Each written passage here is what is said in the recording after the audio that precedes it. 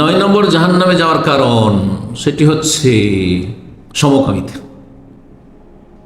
পুরুষে পুরুষে যৌনাচার করা, নারীতে নারীতে যৌনাচার করা বড়ই নোংরাম।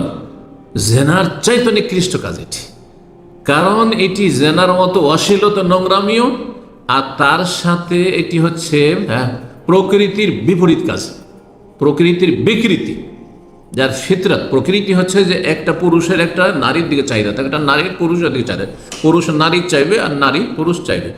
আর এর জন্য বৈধ পথ হচ্ছে যে বৈবাহিক সম্পর্কের মাধ্যমে, হারাম পথ হচ্ছে প্রাকৃতিক, কিন্তু প্রাকৃতিক একটা আকর্ষণ যুবক যুবতীর, নর নারীর, কিন্তু হারাম রাস্তা, এটা জেনা। আর পুরুষ পুরুষের দিকে আকর্ষণ, যৌনাচার করা, নারী নারীর সাথে যৌনাচার করা, এটি হচ্ছে প্রকৃতির বিকৃতি, মাস হয়ে যাও। যেমন কুকুর, শিয়াল, বানর আর শুকুরে মানুষকে যদি বিকৃত করা হয়, ঠিক তেমনি ওই রকমই এদের চরিত্রটা কুকুর, শিয়াল, বানরের চাইতে নিকৃষ্ট হয়ে গেছে। তো এই জন্য সমকামিতা এমন একটি পাপ, আল্লাহ বলছেন ওয়ালা তাকরাবুল ফাওয়াহিশা মা যাহারা মিনহা মা বাতান, তোমরা অশ্লীলতার কাছেও যাবে না। অশ্লীলতা যেমন ব্যভিচার, তেমন অশ্লীলতা সমকামিতা। অশ্লীলতা হচ্ছে বিবস্ত্র ন্যাংটা হয়ে চলাফেরা করা পুরুষদের, অশ্লীলতা হচ্ছে যতটা শরীরের মার্জিতভাবে ঢেকে রাখতে হয় ততটা ঢেকে রাখো না, এগুলি হচ্ছে অশ্লীলতা, প্রকাশ্যে হোক অথবা গোপনে হোক।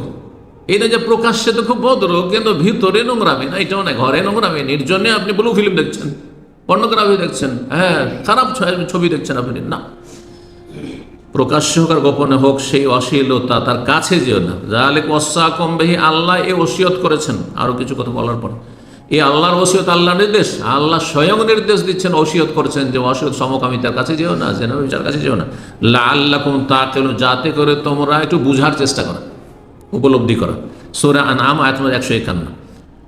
সমকামিতা সম্পর্কে আল্লাহ রাব্বুল আলামিন বেশ কিছু আয়াতে লূত আলাইহিস সালামের সম্প্রদায় যে এই সমকামিতার নোংরামিতা লিপ্ত ছিল, তার আগে মানব জাতি আদম আলাইহিস সালাম থেকে শুরু করে এই লূত আলাইহিস সালামের জাত পর্যন্ত কোনো মানুষ কল্পনা করেনি যে পুরুষে পুরুষে যৌনাচার হয়।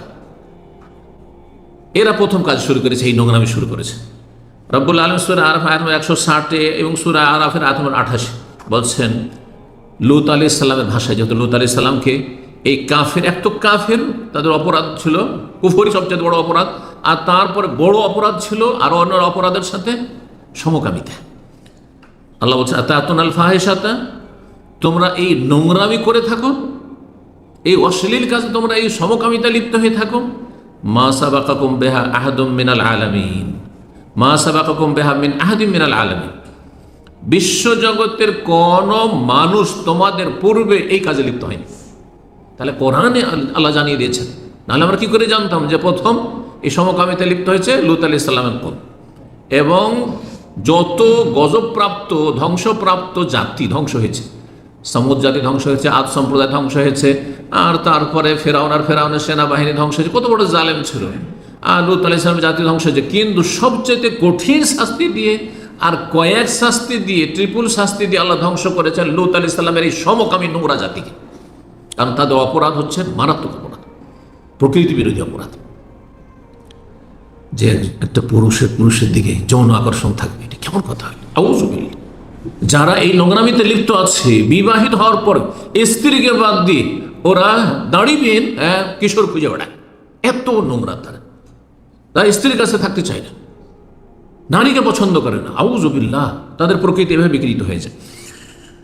তো রব্বুল আলামিন বলছেন যে বিশ্ব জগতের কোন মানুষ তোমাদের পুরো এইরকম অপরাধ করে না। নবী সাল্লাল্লাহু আলাইহি ওয়াসাল্লাম হাদিস জানেন, হাদিস বলছে ইযা রাআইতুম আহাদান ইয়ামাল আমাল কওমি লূত, যদি কাউকে দেখতে পাও যে লূত আলাইহিস সালামের কাফের সম্প্রদায়ের যে কুকর্ম ছিল, নোংরামি সমকামিতা ছিল, এইরকম নোংরামিতে লিপ্ত রয়েছে, অশ্লীলতা লিপ্ত রয়েছে, মানে সমকামীদেরকে দেখতে পাচ্ছ সমকামিতা করতে, তাহলে ফাকতুলুল ফাইলা ওয়াল মাফউলা বিহি, যে এই কাজ করছে আর যার সাথে করে দুইজনকে হত্যা করে দাও। এখানে বিবাহিত অবিবাহিতার পার্থক্য করা হয়নি। পক্ষান্তরে ব্যভিচারের ক্ষেত্রে একজন পুরুষ একজন নারী যদি জেনা লিপ্ত হয়, বিবাহিত আর অবিবাহিতের পার্থক্য করা আছে, বিবাহিত যদি হয় তাহলে অপরাধ বেশি, সুতরাং মৃত্যুদণ্ড, রজম, পাথর মেরে সংসার করে, মৃত্যুদণ্ড। কিন্তু অবিবাহিত হলে 100টি বেত্রাঘাত আর 1 বছরের জন্য নির্বাসন অথবা জেলে বন্দি, যেটা নির্বাসনের বদলে যারা আজকাল নির্বাসন করলে তো কাপড় দেশে গিয়ে আরো অপরাধ, তার ক্রাইম বেড়ে যাবে। তো চিন্তা করুন, জেনার ক্ষেত্রে কিন্তু হ্যাঁ, যারা অবিবাহিত তাদের ক্ষেত্রে শাস্তি হালকা আছে, যে বেঁচে থাকার অধিকার আছে। কিন্তু সমকামিতায় লিপ্ত হইলে বিবাহিত হোক আর অবিবাহিত হোক বেঁচে থাকার অধিকার নেই, দুজনকে হত্যা করে। নবী সাল্লাল্লাহু আলাইহি ওয়াসাল্লাম হাদিস, হাদিস। তো সমকামিতা হচ্ছে দুনিয়ায় আল্লাহর গজবের কারণ, আর আখিরাতে আল্লাহর গজব আর আযাবের কারণ, জাহান্নামে যাওয়ার কারণ। আল্লাহ হেফাজত করুন।